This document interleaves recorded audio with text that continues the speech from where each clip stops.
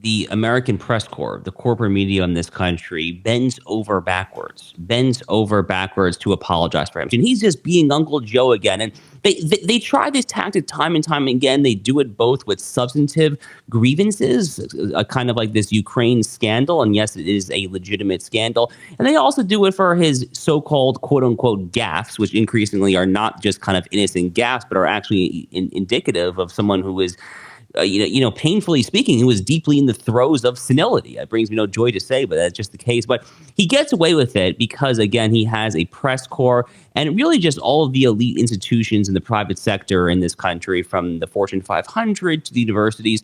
They are almost all unanimously in the tank for President Joe Biden. So no matter how badly he messes up, no matter how legitimate the grievances might be, and in the case of this Ukraine thing, it is so very legitimate. And the timeline, by the way, to me makes total sense. I can absolutely see, we haven't seen the documents yet, but I can totally see Joe and Hunter Biden being guilty of exactly what this FBI document allegedly accuses him of, because the timeline fits perfectly. When Joe Biden allegedly was looking into firing the prosecutor back in Ukraine, the timeline matches up to a T. I mean, Joe Biden has extremely low approval ratings. The last I saw, his approval ratings here were hovering in the low 30s. I saw one poll that had him at 31%, which is really terrible. I mean, frankly, an incumbent running for re-election at 31% approval ratings really should be a dead man walking. I mean, in any kind of legitimate political reality, and America does not currently exist in a political reality for a number of other reasons, obviously the Trump, the indictments, all this other crap, for lack of a better word, that is going on. But someone who is that deeply unpopular should be politically dead come to the ballot box next November 2024.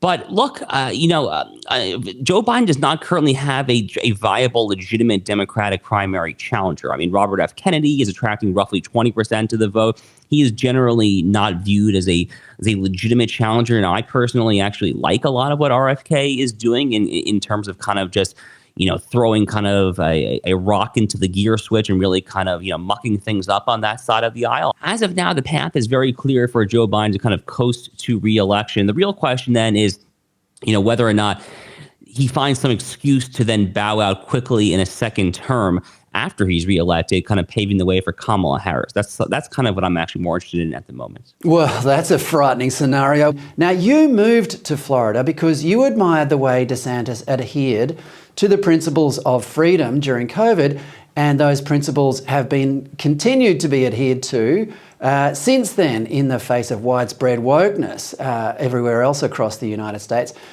But I think COVID is the key thing here in the Republican primaries, because this, more than anything, Josh, correct me if I'm wrong, is the key point of difference between DeSantis and Trump. Trump initiated Operation Warp Speed. He was fully behind the vaccines, whereas DeSantis just stuck by the old principles of freedom. Do you think this is where the two will part company?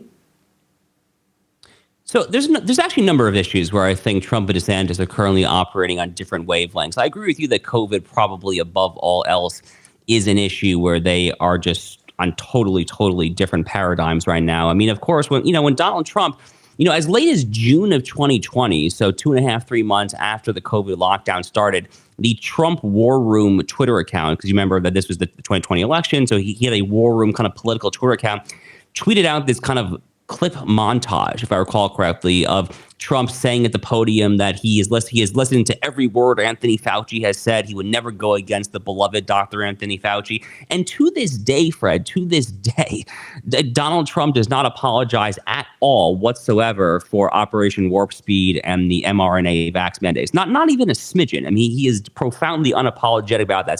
So the record for DeSantis in Florida is extremely clear. As you noted, I moved here in 2021 during COVID, due in no small part due to how impressed I was at how he handled COVID here. There were other factors as well. He's just a very, prolific and frankly inspiring politician in many ways in the policies, but COVID definitely was a big part of it. But there are other issues, I think, where Trump and DeSantis are increasingly disagreeing as well. So Trump actually recently criticized Florida's 6-week abortion ban, the pro-life law that we passed here in Florida. He said that it struck him as too harsh.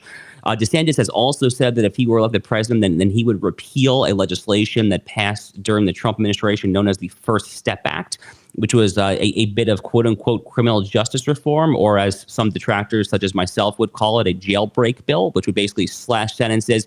Actually, it was just this past week that someone who was convicted for 30 years of financing Sunni Islamist terrorist groups in the Middle East was actually just had his prison sentence cut off. He was released under the First Step Back. So, that is a point of contention as well. There's actually any number of policies where I think the two of them are disagreeing on. But I do agree with you that COVID is definitely one of the more kind of highly visible issues. If you don't understand that we are in a battle, the likes of which, as you just described, and as I put it frequently in my columns, is a battle between civilisational sanity and civilisational.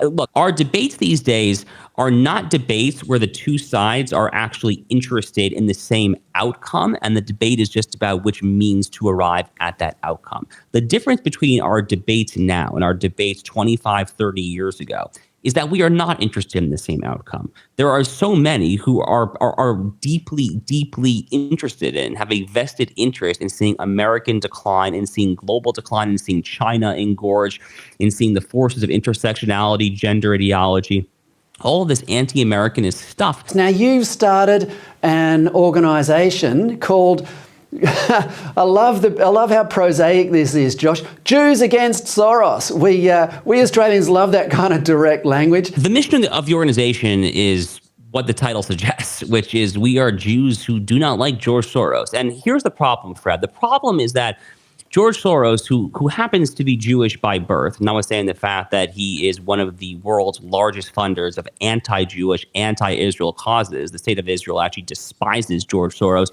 George Soros himself has a, shall we say, deeply checkered family history when it comes to complicity with occupying Nazis in Hungary back during the World War II.